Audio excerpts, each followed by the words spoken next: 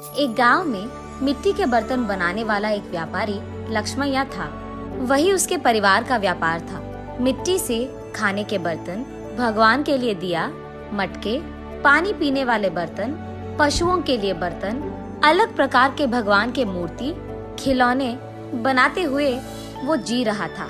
लाभ ना आने के बावजूद और उसके बीवी बच्चे के हमेशा ना कहने के बावजूद भी वो उसी व्यापार में भरोसा रखता था।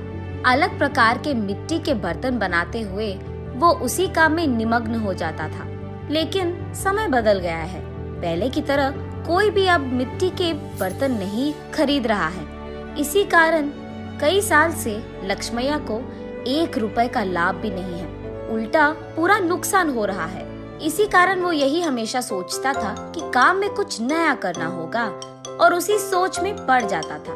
उसको कोई और काम ढूंढने के लिए और 4 रुपए की कमाई घर लाने के लिए कह कहकर थक गई है उसकी पत्नी अन्नपूर्णा। और उसके बच्चे, आज के दिन में कौन खरीदेगा पापा ये आपके मिट्टी के बर्तन? आप वो काम छोड़कर हमारे साथ शहर आ जाइएगा, वहाँ आपके लिए अच्छा काम हम ढूंढ कर रहेंगे।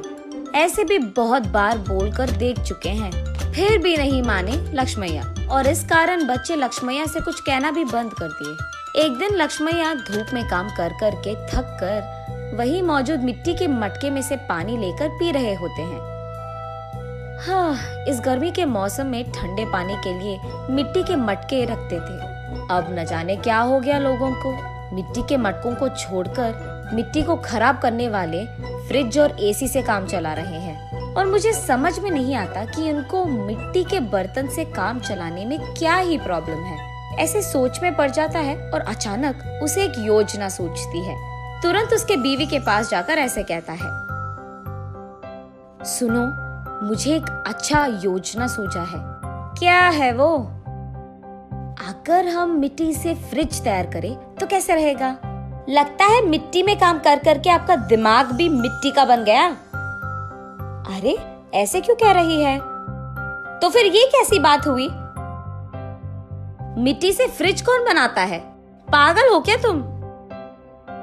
अरे, ये बेवकूफी की बात नहीं है। सोचो एक बार, मिट्टी के मटके में कुछ भी रखो तो ठंडा रहेगा ना।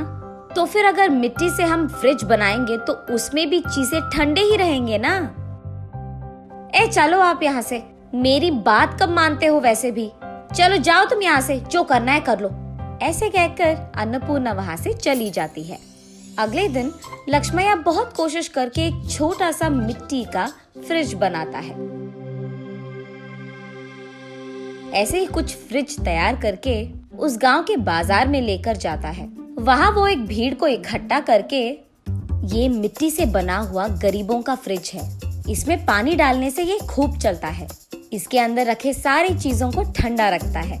ये 2 परतों में रहता है और बीच में एक खाली जगह रहता है। उसी जगह को हमें पानी से भरना होगा। इसी कारण बाहर का तापमान न अंदर आएगा और अंदर का तापमान कम नहीं होगा। ऐसे वो उसके हाथों से बनाया हुआ मिट्टी का फ्रिज कैसे चलता है ये भीड़ को समझाता है। और क्योंकि उस भीड़ में से कुछ लोगों को ये बहुत अच्छा लगता है, वो लक्ष्मैया के पास फ्रिज को खरीद कर वहाँ से चले जाते हैं। बाकी फ्रिज को लेकर लक्ष्मैया घर पहुँचता है। उस दिन के कमाए हुए पैसों को उसके बीवी के हाथ में रखता है लक्ष्मैया। उन पैसों को देख आश्चर्यचकित होकर अन्नपूर्णा ऐसे कहती है, क्या इतने पैसे मिले आपको इस बार? आज गरीबों का फ्रिज कुछ बिक गए।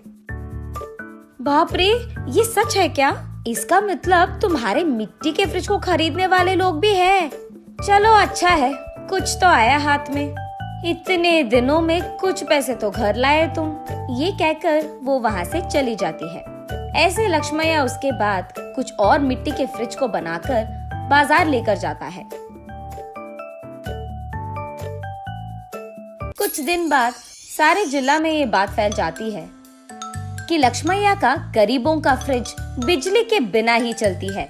इस कारण लोग सारे लक्ष्मैया के घर सीधा पहुंचकर गरीबों के मिट्टी का फ्रिज खरीदकर वहां से चले जाते थे। इसी कारण एक ही झटके में लक्ष्मैया का व्यापार बहुत बढ़ जाता है, लाभ भी मिलते हैं और काम करने के लिए लक्ष्मैया उसके नीचे कुछ लोगों को नौकरी भी देता है।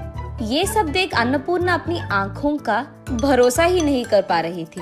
शहर में कुछ तो भी काम करवा देंगे आपसे, कहने वाले उसके बच्चे भी आज लक्ष्मैया के हाथों से बनाए हुए मिट्टी के फ्रिज को शहर में बेचने की व्यापार शुरू करते हैं।